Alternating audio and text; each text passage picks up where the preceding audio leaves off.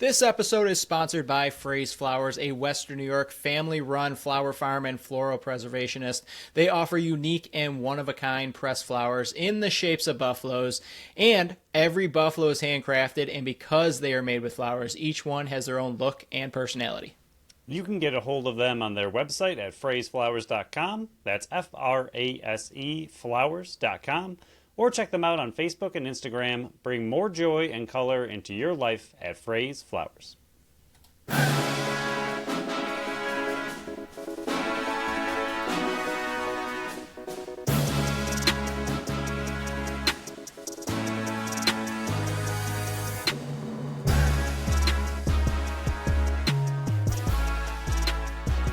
What's up, everyone, and welcome into the Buffalo Sports Collective. It is Monday, March 10th, 2025. As always, I am PK, alongside my co-host Phil, episode 341. Before we dive in, let's give our producer, Pat, a nice happy birthday round of applause here. Hang on, I got this. It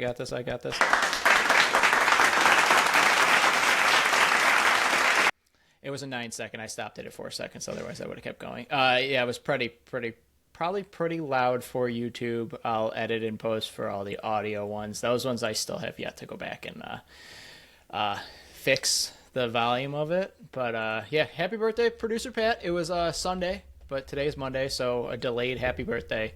I wished him a happy birthday on his actual day, so don't come at me in the DMs. But yeah, happy birthday, producer Pat. Thank you for all the work you do behind the scenes, making those beautiful graphics and all the other voice of reason behind the scenes. I think that's his most important job, is splitting the 1-1 vote to either make it 2-1 in one direction or the other. But yeah, happy birthday, producer Pat.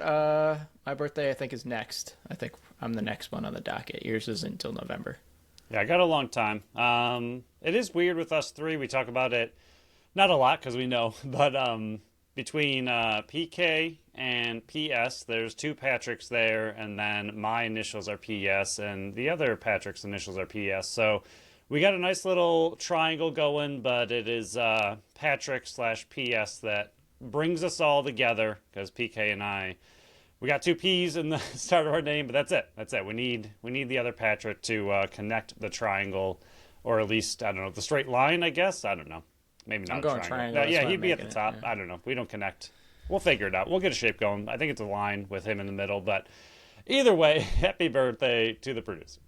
So, again, we're going to hammer this home for the next 4 shows. It's not many. It's 4. It's not many. I think it's 4 more. It's 4 more. We're taking over Tap That Tap Room on March 22nd for Bandits v. Firewolves, merch, ticket giveaways, events completely free besides the drinks and the food that you consume while there. But yeah, let's pack the house. Let's bring the roof down. I still want it so there's only standing room outside on the cold patio. I think the weather is slowly approaching that we can actually see what it might be. So I'm kind of hoping for we need one of these fake spring weeks that are coming up, like this one where we get some 60s. So hopefully it's a fake spring week.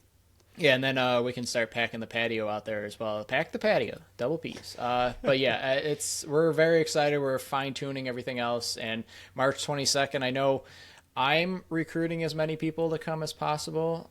That way, if they win the free merch, they can just give it back to us, and we can just recycle it. They don't get to keep it.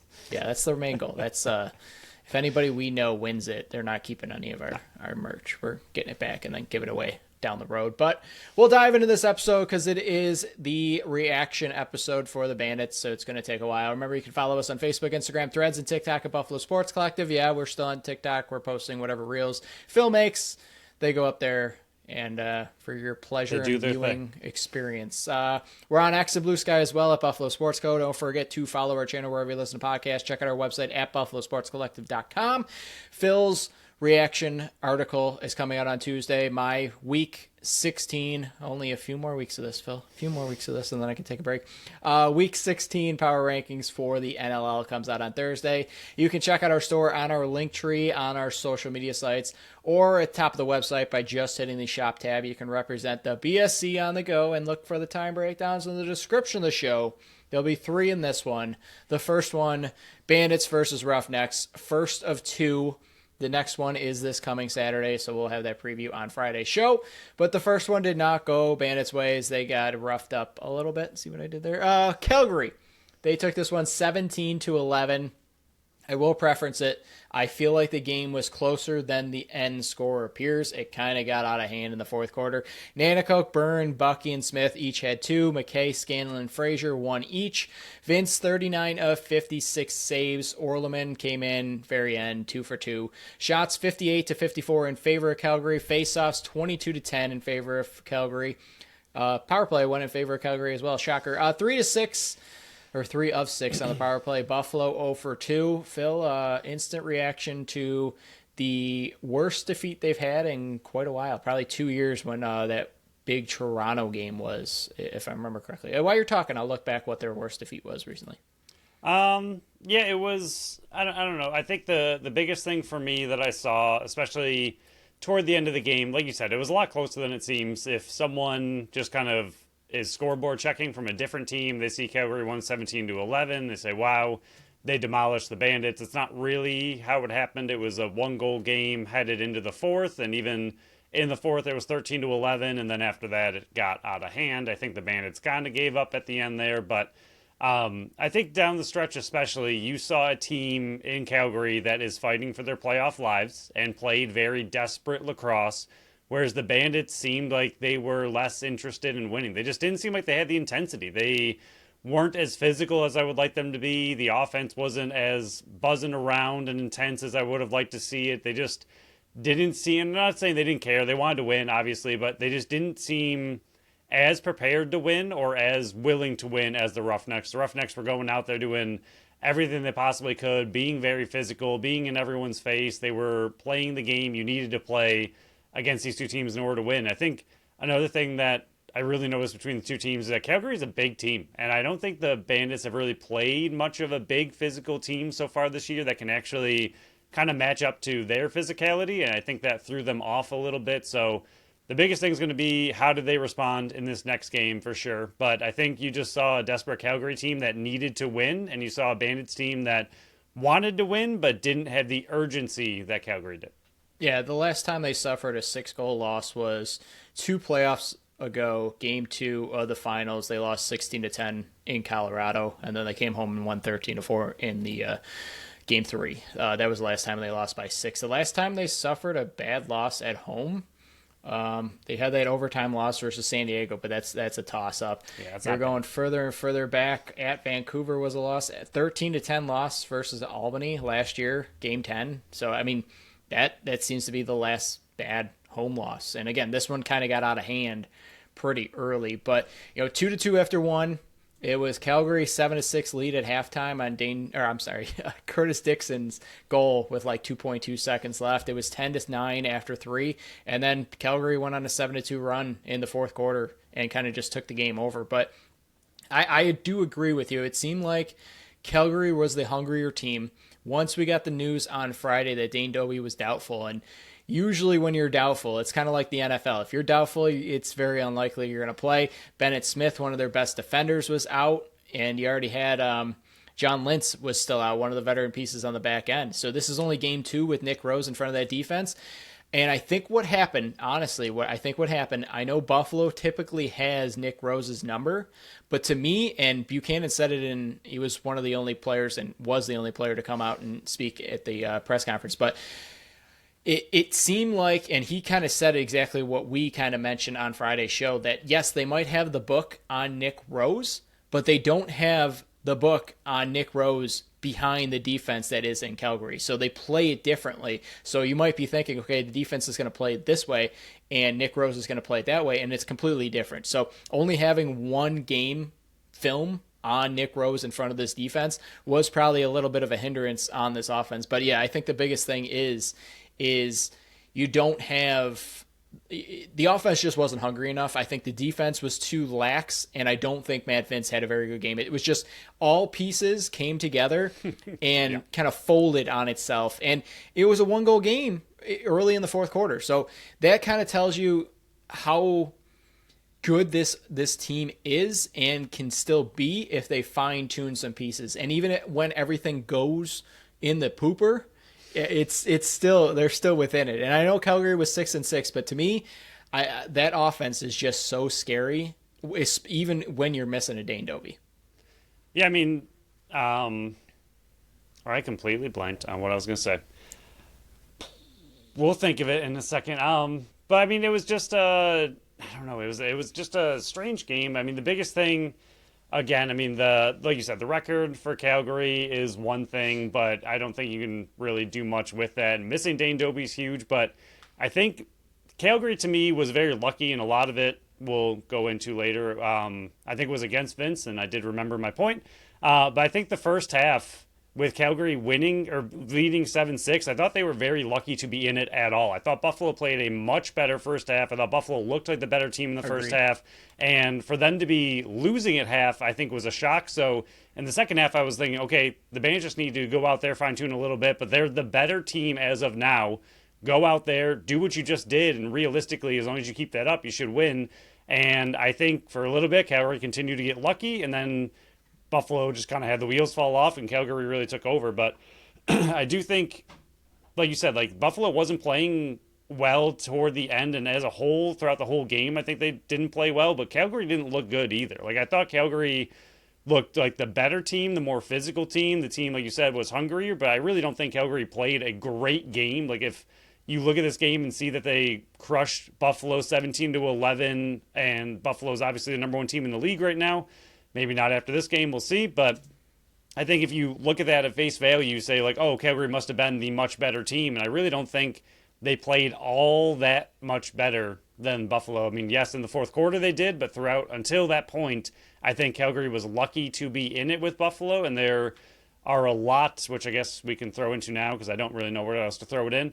I had 5 2-goal-ish swings throughout the game that I think made a massive difference as the game went on. And every single time these happened, it was immediate right after the one of the Buffalo's power play ended, and Calgary scored in the very next possession because Buffalo wasn't able to cash in on their own power play. And then literally, I think it was the pass off of the power play. The guy comes streaming in from the bench and just buries it.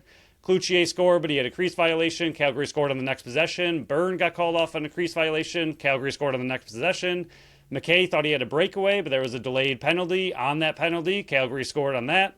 McKay missed a huge quick stick opportunity with 9 minutes left, and Calgary scored on the next possession. So there were so many times throughout the game. You can even add in Buchanan's insane catch and score. I believe they scored on the next possession as well on that one, or the one after that. So yeah, it was a big there swing. There were so many 2-goal swings where it was like, all right, the Bandits are in it, and then they're out of it. They're in it, they're out of it. Like, there were so many times that, like, if those things go the Bandits' way, I think you're talking about this game completely different. Yeah, I agree. That to me was the biggest turning point. It's a game of inches, and you can say that in pretty much every sport. Like, if you're shooting a basket and it's off the rim, it's a game of inches. Football, that fourth down by Buffalo and Kincaid just reaches out a little bit further, or Josh Allen gets that fourth down, might be it's a game of inches, really. And, Buchanan making that great catch and then falling in, and his glove was in the crease. Kluch's foot was barely in the crease. You had Josh's foot barely in the crease. So, yeah, it's completely a game of inches. But I guess we can turn and look at the offense since we're already talking about that. It seemed like, and we kind of started the show off, it seemed like they were very confused on a lot of aspects of it. I do agree. It seemed like the first half, Buffalo was the better team and Calgary was lucky to be ahead. But something flipped in the second half where Calgary just had the book on exactly what to do. I think this was a game where we always say, like, faceoffs have different tiers of importance.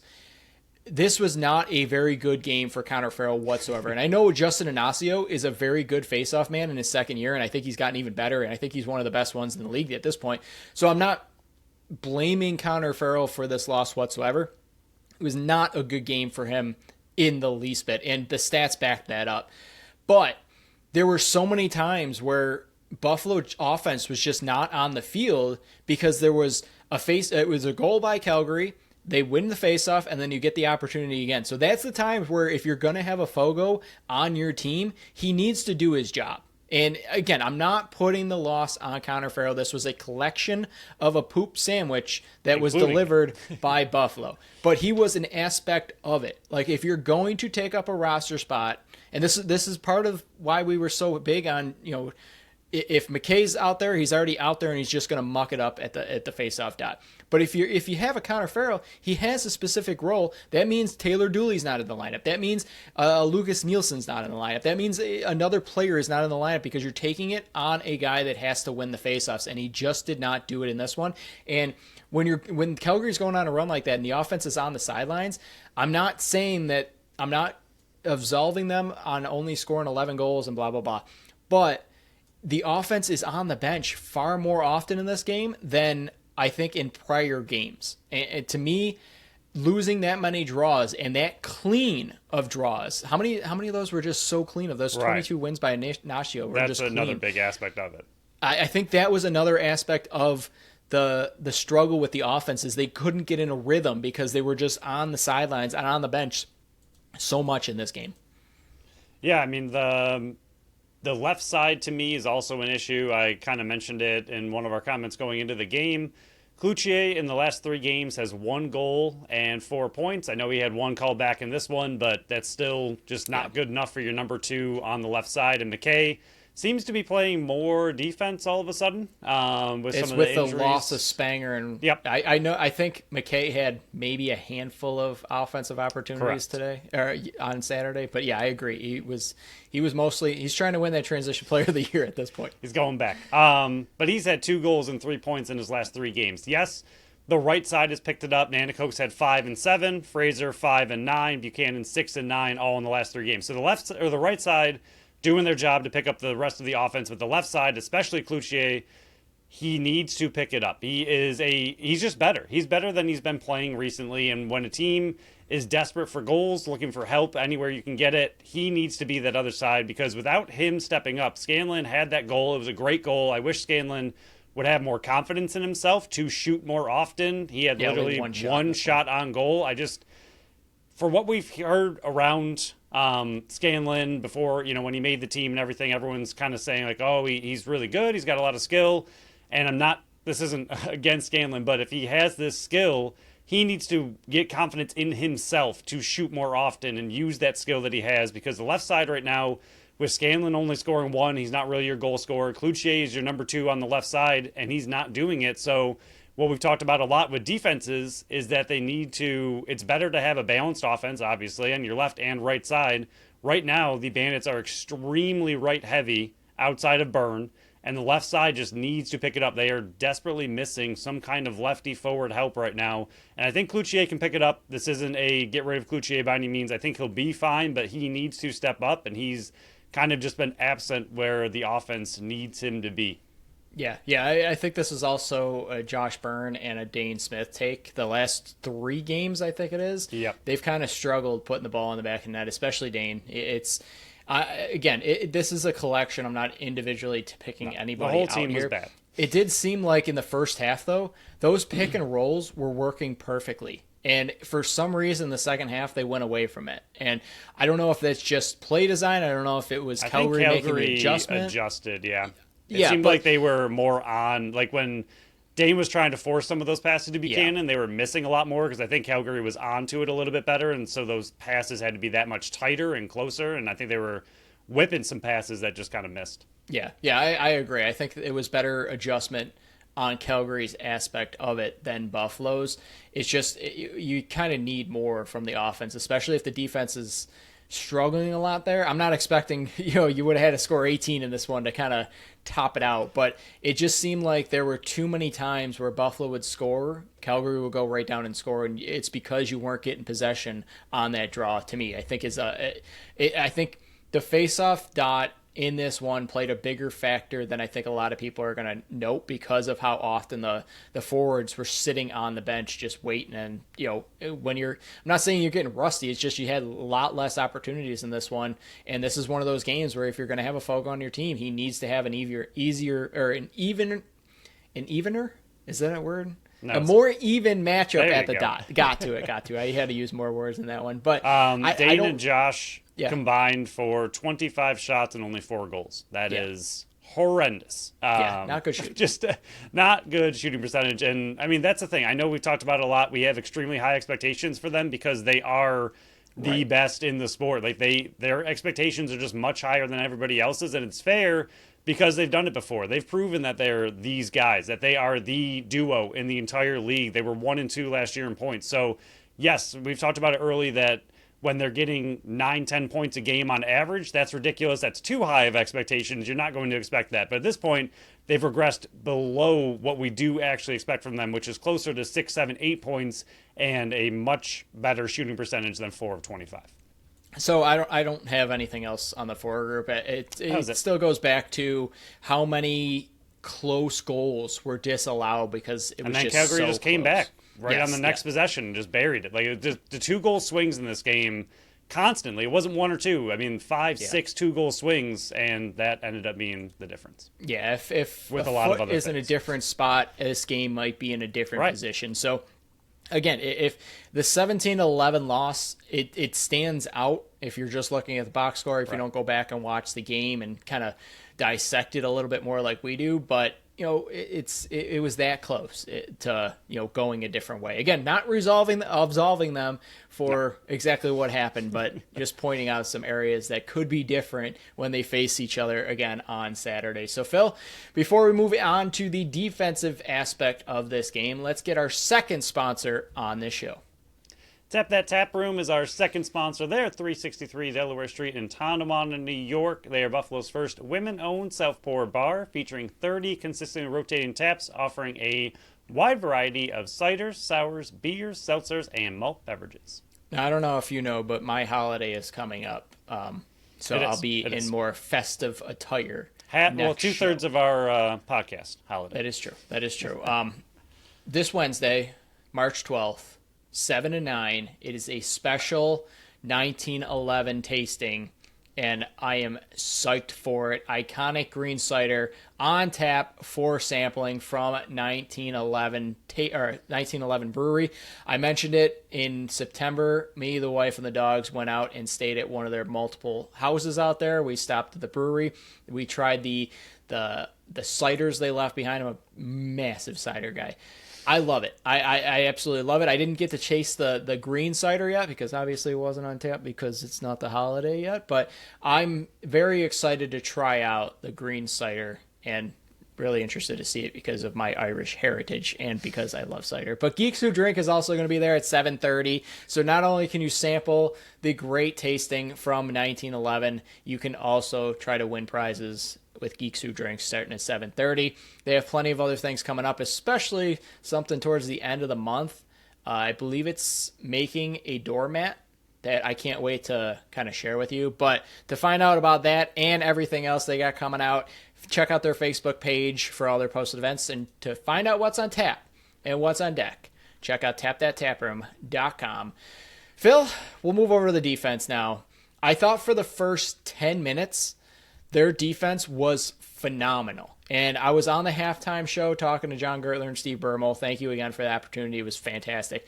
A little different than what we got now. I wasn't ready to hear myself, but I texted John back this morning on Sunday morning and went, hey, anytime you need me, just let me know. It was a great opportunity. Really thankful for the chance to do it. But I was like, yeah, that first 10 minutes, you're giving Matt Vince the shots he wants to see. And it kind of, after that first 10 minutes, obviously Calgary's offense is going to get there. So they're very good. Wasn't expecting them to score 17 and 10 in the second half, but without Dane Dobie. Without Dane Dobie, I thought their defense was perfect. I mean, even on the first possession, Belter goes down there, and that's another reason why he won our BSC MVP for this week. But he goes down in doubles. Like, the switch-offs were perfect. The communication there was perfect. They were not letting players get in front of Matt Vince. It was just... And then something flipped after that first 10 minutes. And it was just like, okay, Calgary figured it out. And Matt Vince was not having his best game of the season. Something happened between that first 10 minutes and the next 50 where it's just, it was not great. I did not like, the defensive performance down the stretch and Matt Vince's performance in net. It was just, the wheels kind of fell off, and they fell off in a hurry in the fourth quarter. Yeah, it seemed like, I don't know, Calgary had either the book on the Buffalo defense. I know they talked about trying to get them to spread out and force them to be a little bit wider and then kind of find your shots and take them. And it seemed to work pretty well for them. And I do think, we're going to talk about it a little bit more here and in general, but Calgary is a big team. They are a big physical team. And I know the Bandits are a very big physical defense. That is what they pride themselves on.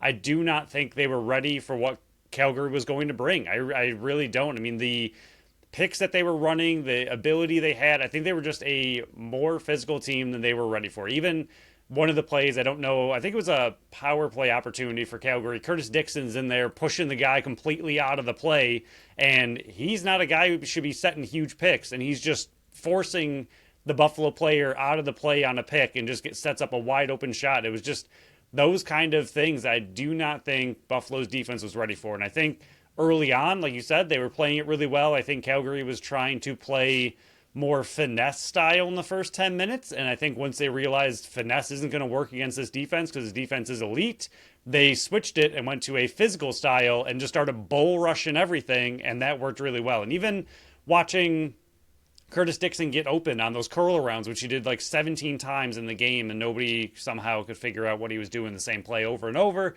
But even on those plays, like the picks that are being set to allow him to curl out and get enough space to get a shot off, it was just, I just don't think Buffalo was ready for Calgary's size and physicality that they were going to bring. So again, we'll talk about it a lot, but I think this next game is going to be huge. How does Buffalo respond to this kind of game, and can they respond to it? But Buffalo only had 5 blocks in this game as well. And that's just another thing that kind of proves how much Calgary was able to get Buffalo moving around. I mean, 5 blocks for them, I know for other teams it might be good. For them, it's a joke. Against the Rush, they had 13. The last game against the Seals before that, they had 15. So 5 is well below their average for shot blocks. And I think that just goes to prove how Calgary was able to get the defense moving away and just not allowing the defense to get set to be in those lanes to block those shots. But we'll see how they respond. But I do think a lot of it was the physicality of the Calgary offense, and coupled with Matt Vince just not making the saves that he should be making.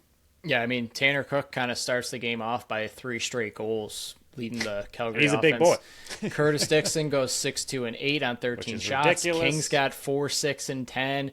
Maya 3-3-6 on 7 shots, including 13 loose balls. Pace had 7 assists in this one. Hayden Dixon gets involved with 2 assists. So it was spread out. I mean, yes, Curtis Dixon led the way with 6, but King had 4, Maya had 3, and Cook had 3. It's just, I was like, spread out, but it was spread out for like 4 players. Yeah, but even that was even like, okay, if we can take Curtis Dixon off the play on this one, okay, on the other side, Braden Maya is having a great game. If we take him out, Curtis Dixon's swooping around and getting that vintage shot on the top of the that to me, what you said was the perfect example. Buffalo, the defense was either Matt Vince wants to see that shot where he's looping around so they clear the lane. And Matt Vince, how many of those shots just were clean to Matt Vince? And he either just wasn't seeing it, wasn't expecting it. Like that was the most frustrating part, was it was the same thing over and over and over.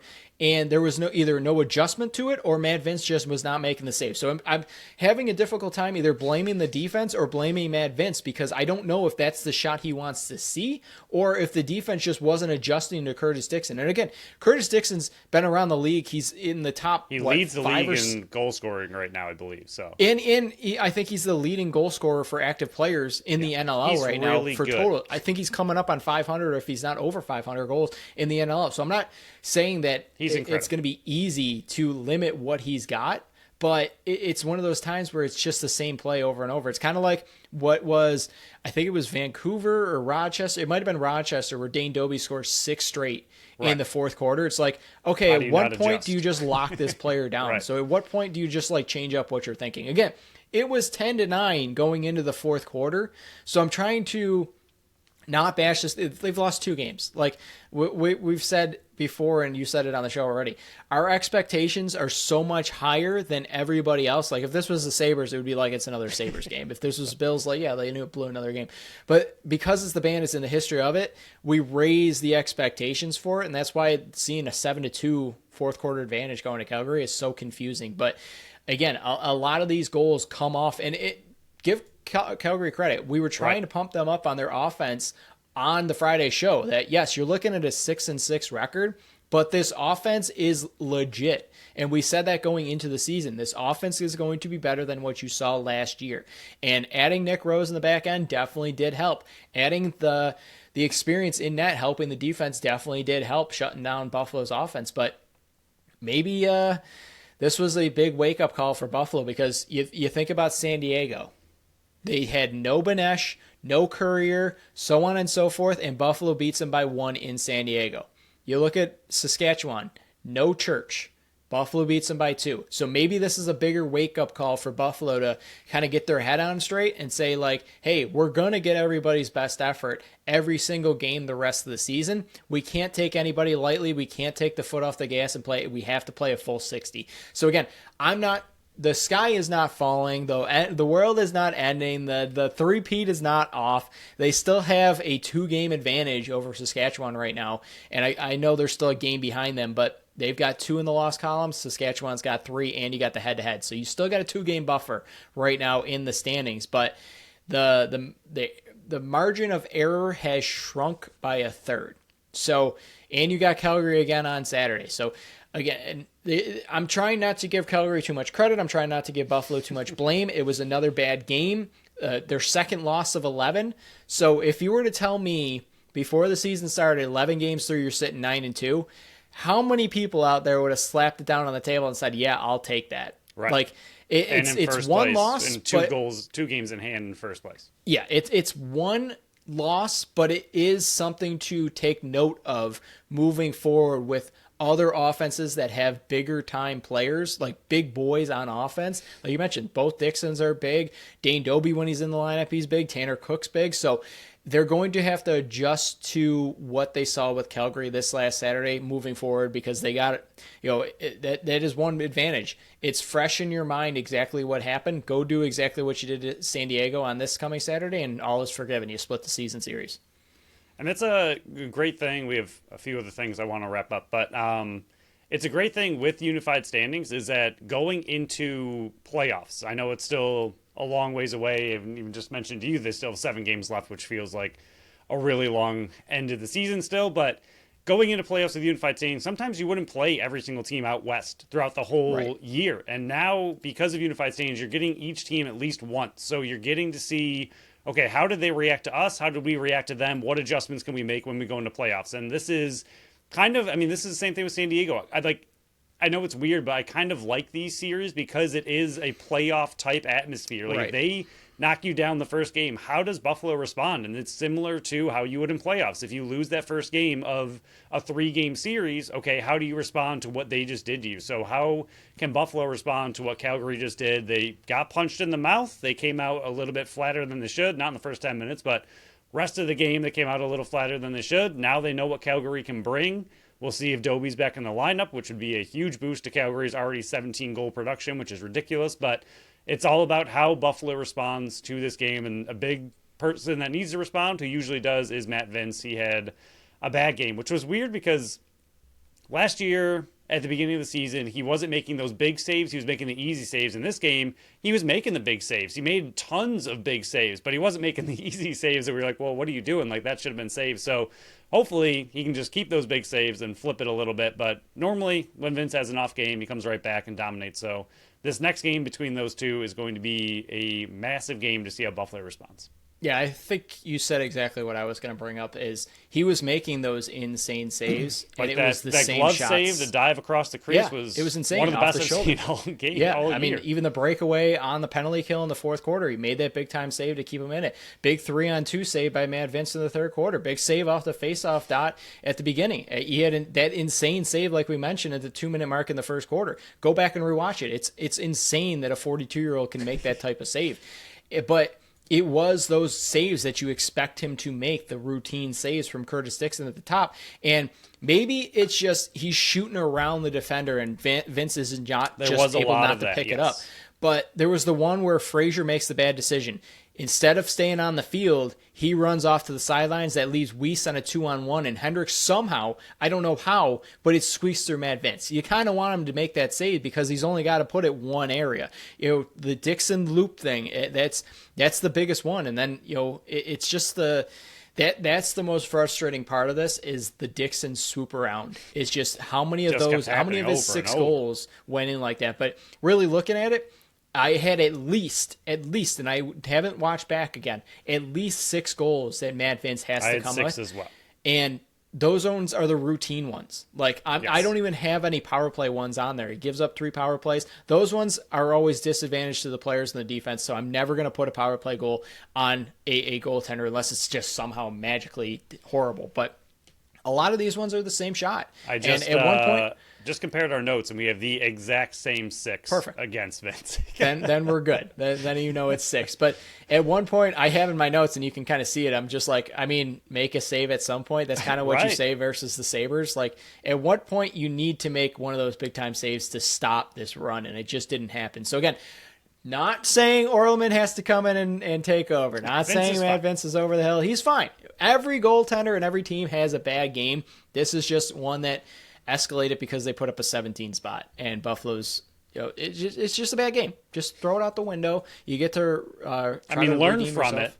it. Learn From it, and then throw it out the window. Yeah, but really, I don't have a ton more. I already mentioned Farrell right off the bat. I didn't think he had a very good game whatsoever. Maybe he'll watch the tape, and it's got to be better this Saturday. Otherwise, That's the why big thing. do you have a Fogo on your team Adjust. if you can't keep it within against one of the, again, Ignacio, really good faceoff guy, but he's only been in the league twice. He shouldn't be winning that many clean draws over That's and the over. big thing. You have Is, to make again, some type of clean draw. is the big issue. Yes. It's not that he's winning. It was winning without any muck up or scrub or Right. anything. It was just clean wins, and that can't happen if you have a face-off guy.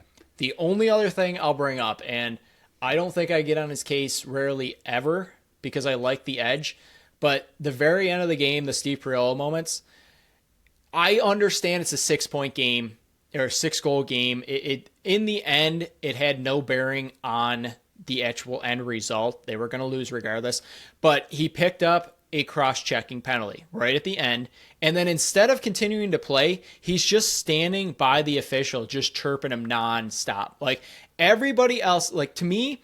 And again, maybe the players feel differently, whatever it is. But to me, from an outsider looking in, it's a horrible move to continue. The play is still going on. It's not like the play's over and then you go over the ref. The play's still going on. And this is the first time maybe ever that I've ever seen Steve Perillo do this. He took himself out of the play, stopped playing to complain to the referees. There's a time and a place to do it, not when the play's still going on, not when you're trying to, your backup goaltender's in there, the rest of the team's still playing. Yes, Calgary's not trying to score, they're just winding down the clock, but you completely took yourself out of the play, just continue to chirp.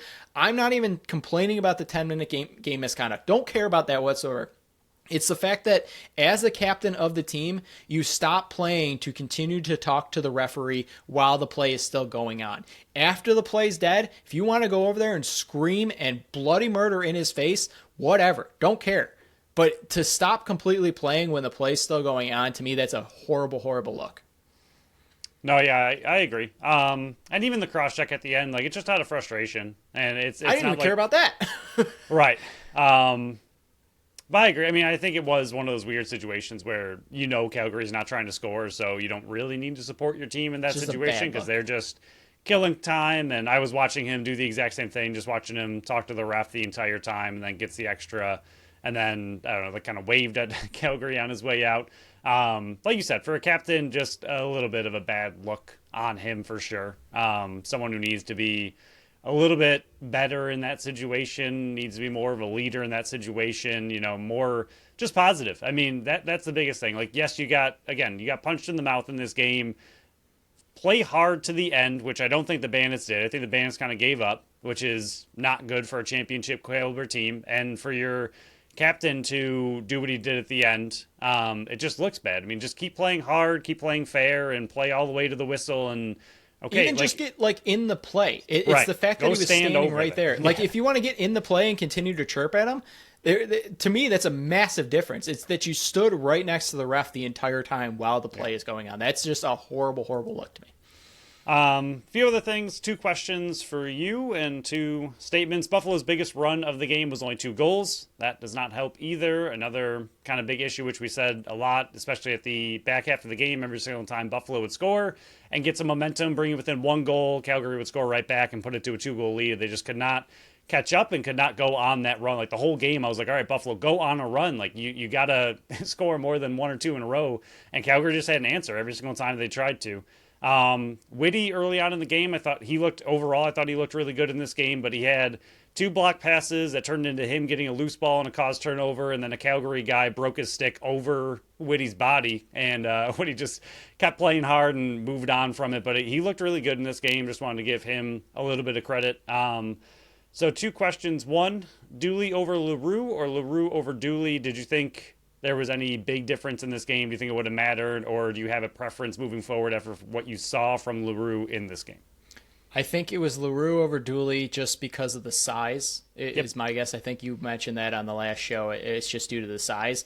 I did not like... next game, what do you think? I did not like LaRue's game in this one whatsoever. I think he got turned around in a blender on the 1 goal, and that's what kind of started a bigger run towards the end of the first half. I did not think he looked all that good in this one. I would like to see Dooley, even though Dooley's much smaller. To me, I think you run Dooley until otherwise noted. I think this was a bad performance by St. Louis. And then final question before we move on. With this game being punched in the mouth, being kind of pushed around a little bit, I think Buffalo's fine. I think they're going to rebound. I am not panicking by any means, but trade deadline is coming up rapidly. Does this change how they go into the trade deadline, knowing that a team with a very high-powered offense can do this to you, which it really hadn't been? We've talked about it before, where when Buffalo was losing these games or allowing a lot of goals, it wasn't getting up to 17 or 15, 16, 17, and that was the big thing. They were losing 12, 13, 14, and they didn't really have that explosion against the defense or Matt Vince.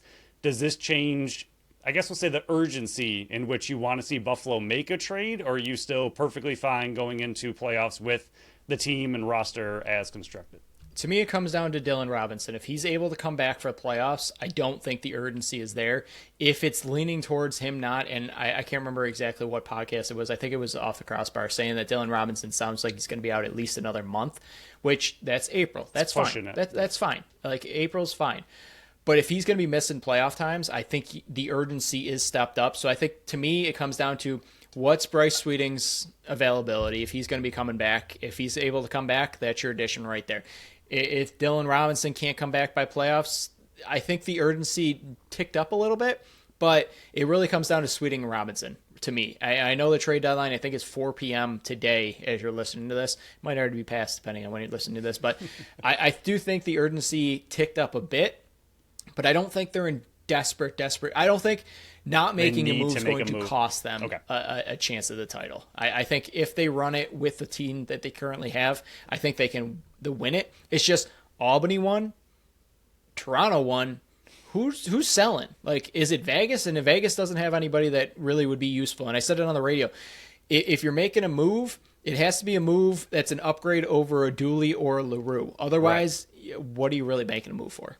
Yeah, those are the 2 players I think they could upgrade from, and that's not a shot at really either of them, but for a team in a championship run position, you want to make sure that spot, for example, that Maya put LaRue in the blender kind of goal, you want to make sure that doesn't happen. Yes, every single defender gets turned around every once in a while. I mean, Dawson completely lost his player and just snuck right past him for a wide open goal in front of the net. That was a weird one. So it happens to everybody, even the best defenders. So I'm not trying to harp on LaRue, but I think that would be where you want to upgrade. Like, if you're forced in playoffs to start Dooley or LaRue, if you can bring somebody in who's a little bit more of a veteran to kind of, like you said, be a step up from them, I could see them doing that. But I kind of agree. I don't think there's any true urgency, but Robinson's injury does concern me, especially because when he comes back, is it something that can reoccur easily? Is it something that once he's healthy, it just completely put behind him and he's good? So, I mean, there's a lot of questions, not knowing anything about the injury. There's a lot of questions that go with the injury. Just because he can be healthy before playoffs doesn't mean that, okay, we're good with him all the way through playoffs and there's no chance of re-injury or not a high risk of re-injury. Like, it's hard to know, even if he comes back, could he go down right again 2 games later? We've seen it with other players come back a little bit too early, and then all of a sudden you see that they're gone right again, and then you're missing them for the whole playoffs, and you're in trouble. So I think it'll be interesting to see if they make any kind of move. Like you said, if you're listening to this after 4 p.m. on Monday, then all moves are made or not made. But we'll see. We'll see if they add anything, but just kind of want to get your thoughts on that. Yeah, it's tough because the teams that you need to lose won, and do they think they're still in it? So Albany, I think, could be sellers just because they have 9 losses. Yes, they won. It's they're just 4 they're and 9, so but young and they don't have any. right. UFAs. It'd just be Watkinson. That's literally. And even then, I think with the captain, I don't think they're moving the captain. But we'll move on here. UFA. Our third sponsor of the show is the Totally Buffalo store. Their mission is to celebrate all things Buffalo with over 100 local artisans. They are the place to go when you need a gift for a friend, like producer Pat, whose birthday just came up, or you want to shop around for something for yourself. Maybe I'll go there, get something for producer Pat, and get something for myself. They offer 3 locations, one in the South Towns, 3459 Amelia Drive in Orchard Park, one in the North Towns at 467 Center Street in Lewiston, and one in the Middle Towns, 3328 Sheridan Drive in Amherst. Phil, take it away. We need a T-shirt of what the Middle Towns are. Oh, by far. But if you do want to get producer Pat something or yourself, this weekend is the time to do it. Friday the 14th and Saturday the 15th from 10 to 6 is their annual Spring Fling 2-day sale. 10% off all apparel, 30% off Zuba pants for your playoff run with the Buffalo Bandits. They have doorbusters with half off their Ombre Bill zip-up jacket with the purchase of only something for $10 or more. And you also can get a free reusable shopping bag with a purchase of over $800 or more. You can gear up during this sale for St. Patrick's Day with their Buffalo Irish merch, apparel, or get ready for the rest of the Bandit season with their nice selection of Bandits merch and apparel as well. Check out their Facebook page for recently added pictures of both selections, as well as their website, totallybuffalostore.com. So, Phil, we were able to check a bunch of stuff off the milestones. Thank you. Yeah, thank goodness. Dane Smith did cross the 400 career goal mark. Massive. Love the graphics that they've done the last few years. Again, I'm crediting myself for this. Steve Perillo, 1,400 career loose balls. Josh Byrne, 100th career game. Nick Weiss did pass Rich Kilgore for 7th place in Bandits history in loose balls. And Connor Farrell crossed the 500 faceoff mark. And he passed Ian McKay for 8th place in faceoffs in Bandits history. And then the last one here, Dane Smith is now tied for 9th place with himself with assists in a single Bandits season. It's going to be continuing to climb that ladder as we go. But it's taken a back seat in the last couple games. So we're going to have to do some math to find out how far back or how ahead he still is for that assist record. Yeah, we'll have to go through all of his pacing because he's fallen off the pace quite a bit. He's still doing pretty well, I guess. He's still having an okay season, but it's something I asked for in this last game for him and Josh to kind of ball out and have the games that we know they can have, and they did not. So just going to request it again on the next show. Can you guys ball out again, please? It would be nice. It took me 2 games for them to check some stuff off the milestones, so this will be the second one for you requesting it, so maybe you'll get it on the next show. Yeah, maybe. I hope so. But we'll go over the NLL outlook for Week 15. Toronto moves to 4-8, knocking off the 7-5 Halifax Thunderbirds, the first game of the weekend.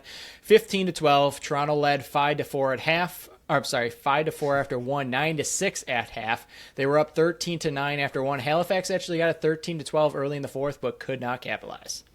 Yeah, this is a weird one. This is one we kind of talked about, or I believe Rose mentioned on the NLL Box Out podcast that he was not really cheering for Toronto in a way, but he said, they're still pushing for playoffs. They can still make playoffs. We'll see if they can make some noise. Halifax was a team that was red hot, flying through, really climbing the standings, and Toronto, after selling off most of their big pieces, comes back and has one of their best performances all year. Very strange, but sometimes that happens where teams not necessarily...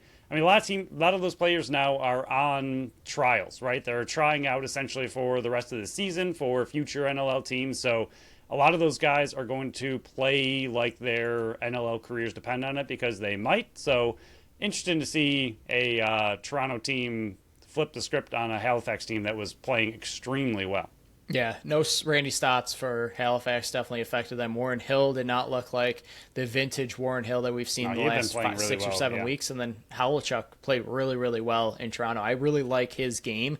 And if I'm not going to put that out in the universe, but maybe I will. If Don't Rose, do it it. sounds like Rose is going to go back to Toronto. I think that's a foregone conclusion. Pretty If much. for some reason Buffalo wins the third three-peat and Matt Vince does hang it up, and I don't know how easy this would be because it is Toronto, Howlchuk might take a nice run at a starting position, and there might be one in Buffalo. I wouldn't mind seeing him because if Rose goes back, he's younger than Matt Vince. Howlchuk's not really going to get an opportunity with the Rock, and he's going to show it off here in these next few games. 4-8, man, they could go on a run. I haven't looked at the rest of their schedule, but Toronto could be dangerous and be able to sneak in even at 4-8. I don't think they will, but this was their best offensive performance in a while. 6-7, Rochester gets back to 500, moving to 7-7, knocks Vegas down to 3-10 with a 21-13 win in Vegas. 5-5 after one. Rochester would score 8 straight between the end of the first. 8-0 in the second, which was part of a 13-goal run from the end of the first through the third. It was 19-8 at the end of 3. Rochester is coming to play, and I said it on the radio show. They are a very dangerous team when it comes to a one and done in the playoffs. Rochester would not be a team I want to see in round 1 of the playoffs. Yeah, no, they're coming on strong, kind of what we thought they were going to be like the whole season. Took a long time to figure it out. They still have a long ways to go. I mean, yes, they've played more games than most teams, but that 7-loss spot is still not in a great playoff position. They're doing okay. They're fighting their way back, and the way they're winning is looking really, really impressive, but they have to keep that pedal to the metal in order to make playoffs. But like you said, they are a scarier-looking team more and more and more, but interesting to see Hartley yanked in this one and just not have a bad game. He was doing really well as well. So 2 goalies in back-to-back games that had been on pretty good heaters, and both of them got pulled and kind of had a bad game. Turns out it happens to the best of them. So the biggest game to me of the weekend was 2 5-6 teams. The winner pretty much solidifies themselves in the playoff race. The other one puts themselves in a big, big blender. San Diego 13-11 win over Vancouver. San Diego moves to 6-6. Vancouver moves to 5-7. Vancouver had the lead early, 4-3, and then San Diego kind of took over 8-7.5, 11-7 after 3. Vancouver would tie it 11-all early in the fourth, but Berg would win it 1 minute and 20 seconds left in the game. Of course, Wesley Berg does it. And Benny back in the Benny's lineup, back. 3-2-5, looking good. And I mean, kind of like you mentioned earlier, Buffalo's gotten lucky with the last couple of games. They keep playing teams when their star players are missing. So hopefully Buffalo just turns it around and starts punching other people in the mouth again, because they are struggling a little bit, even though they're winning. But big, big win for San Diego. And once again, Vancouver just not doing enough. And again, another goalie was playing well, pulled. So just, I don't know what was with the goalies this weekend, but everybody struggled apparently. One goalie for each team just could not keep it together. So next game, Saturday at 7 p.m., Philly falls again to 5-7. Albany moves to 4-9, kind of fuzzling up the trade deadline here. Albany 12-10 win, 3-3 after one. Albany led 6-4 at half. Philly would get it to 11-10 with 41 seconds left, but they could not pull it out. There was actually 5 goals in the final 2 minutes and 6 seconds of this game. This is one that both goalies actually played pretty well in. But a interesting game, and like you said, Albany barely-ish, if you want to give them credit for keeping their season alive. I still think it's pretty long gone. It definitely hurts Philly a lot more, especially after acquiring 3 defenders. And yeah, that's that. It's just, I don't know. It's very wild to see Philly go all in. I agree with them. I mean, they have the offense to do it. They proved that early in the season, that they have the goaltending to do it. Demood had a pretty good game. They just were missing the defense. The defense came into play, even Desnu, 2 goals, 10 loose balls. But how you let an Albany team that just got demolished the week before beat you when you are desperate to stay in playoffs, and arguably should have been more desperate than Albany. I think Albany's season is still toast. So Philly was the team that needed to win this game to keep their hopes alive. And I don't know, after you just, like you said, you swung some massive trades, you should have been kind of on a high about that, trying to get your team together, and for you to come out there and just kind of lay an egg a little bit. Like you said, it was extremely close. Not saying they got demolished, but this is a game that you absolutely needed to win and couldn't pull it off. So last one here, Saskatchewan first team to 10 wins, beating Georgia 8-7. Georgia actually led 4-1 after 1 and 5-4 at half, but a 4-2 run in the second half by Saskatchewan. Zawada gets the game winner with 4 minutes and 14 seconds left in the game. Saskatchewan, dangerous, and they didn't even have Robert Church again in this one. Yeah, Church still out, and I don't know. These two teams, like, just going into this, you could absolutely predict a ridiculously low-scoring game. I don't understand. Frankie was insane. He's really, really good, as Buffalo recently found out. I think he's going to be very tough to beat in playoffs. I think that team is going to be very scary in playoffs, especially once they get Church back. But Georgia was on a really good heater as well. They were climbing up the standings. If they win this game, that puts them right on Saskatchewan's tails for second place. And not that they had a bad game by any means, but it's just a very weird, low-scoring game. I know it's what happened with Buffalo and Saskatchewan as well, but these two teams, I don't know, they have the ability to turn it up offensively, but I feel like when two defensive teams battle it out, they're just going to play defensive, and it was exactly that kind of game that you got. So we'll cover Bandits versus Roughnecks 2.0 on our next show and then break down what looks ahead for Week 16 in the NLL as we get closer and closer to the playoffs. We'll get wrapped up here. Sabres, 2 losses. Thursday versus Tampa Bay, 6-5. Dahlin, Tuck, Krebs, Tage, and Peterka were the goal scorers. UPL stunk, 20 of 26 saves. Shots 33-26 favor the Sabres. And then Saturday, all the trades that we're about to go over did not help. Lost 4-0. UPL 32 of 35 saves. Shots were 36-21 in favor of Florida. 0 for 2 on the power play. They're 24, 32, and 6 on the season. 54 points, 6 points behind Pittsburgh. 5 points ahead of Chicago for 31st place in the league, and 11 points ahead of San Diego for dead last. But who cares? Trades. Trade deadline was Friday. They made one big move and 2 minor moves. The big move was unexpected by me. I was not anticipating them doing it. Yoki Haru goes to Boston for a 4th-round pick. It sounds like he requested a trade, got his wish. See you, Yoki. See you later. Abel Kubel goes to the Rangers for defenseman Eric Bronstorm. Who cares? It's a minor league deal.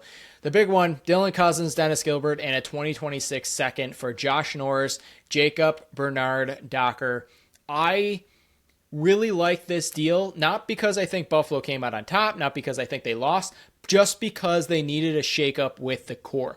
And listening to all the players so sad about Dylan Cousins going out the door and blaming themselves because they didn't get the result and saying like, oh, this was a hard one.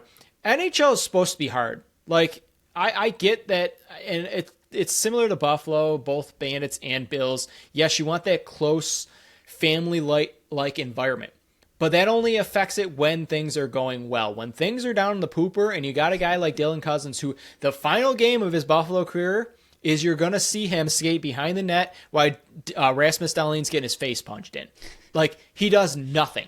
Like, that is the culmination of Dylan Cousins right now. It's just he had one great season, and I am as at fault as anybody else saying that I like the deal that he got because you pay the players before they hit it big. You just got to get it right. They got it terribly wrong with Dylan Cousins. Maybe he'll go to Ottawa and figure it out like the rest of the Buffalo Sabres do once they get traded from Buffalo. But they needed some type of shakeup. Dylan Cousins was the first one to go out the door.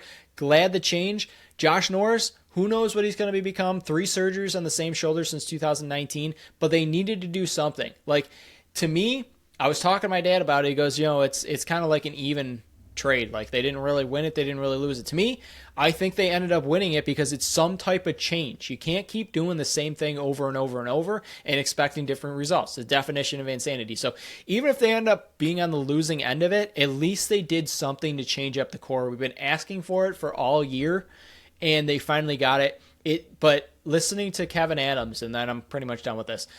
Listening to Kevin Adams, it sounds like a man who's got a job next year, and I don't like it.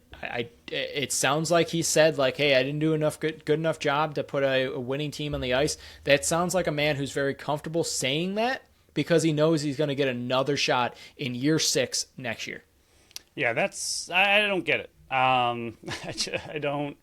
like you said, I like the Cousins trade. And for a guy who wasn't doing anything, and this is something that just annoys me more than anything. I guess in his first game, my buddy was telling me that he got 1 assist, whatever, but I guess he also threw 9 hits. Why can't you do that here? I don't understand why this team just has zero interest in playing ever. And then the second they're traded, they're like, oh, let's play hockey. Like, I don't It's nice to be back in a playoff race from where I came from. You're part of the reason they weren't in it. Right. I do not understand how they just have no interest in making playoffs just because they haven't made it for so long. Like, why? I don't know. I'm just going to get upset. But seeing that he threw 9 hits in his first game with Ottawa, I just don't get it. Like, just do that here and you're fine. It just blows my mind. But I do agree. I like that they did anything, especially because we weren't really expecting a big move at the trade deadline. They're harder to kind of pull off at the trade deadline. But a lot of people were saying, just experts that, know a little bit more than I do about the game. We're kind of saying that Cousins has the higher ceiling than Norris, and Norris has had injury issues, but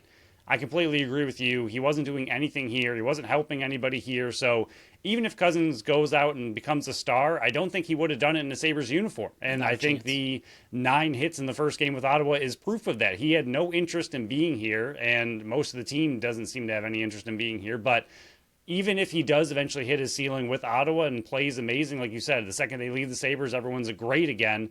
I don't think he would have done that here. So I do think the shakeup was needed. I think he had to do something, but the biggest negative is exactly what you said. It sounds like Adams is back, and I just don't get how a team that just continues to not make playoffs and continues to have no life, no energy, no anything. Every single player seems dead out there on the ice. They continue to lose. The GM continues to stay around. I do not get it at all.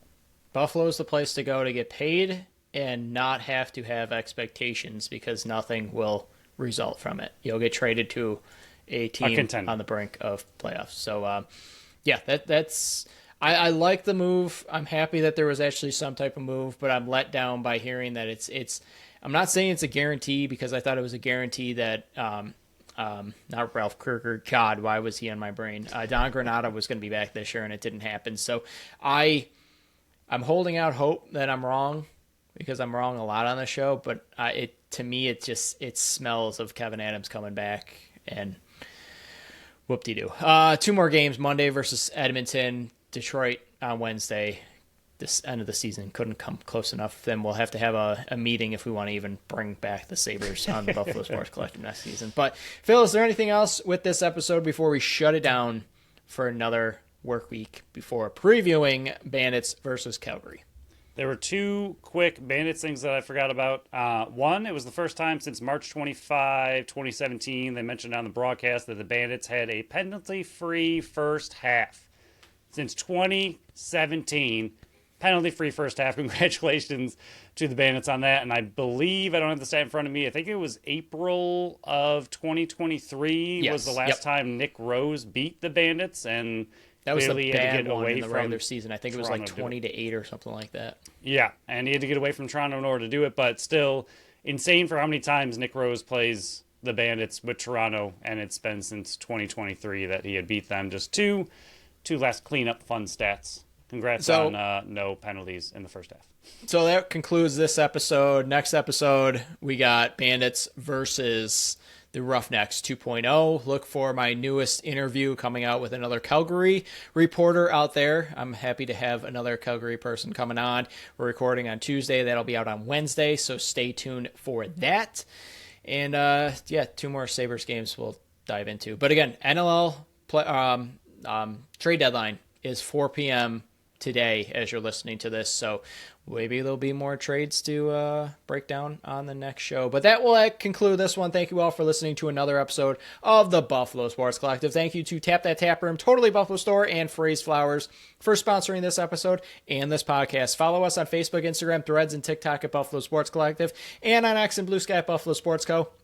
Visit our website at buffalosportscollective.com. Phil's article will be out on Tuesday. Mine will be out on Thursday. Don't forget about our interview on Wednesday. Check out our store on our link tree on our socials or at the shop tab at the top of the website. Follow our channel wherever you listen to podcasts, and make sure you leave us a review on Apple and Spotify.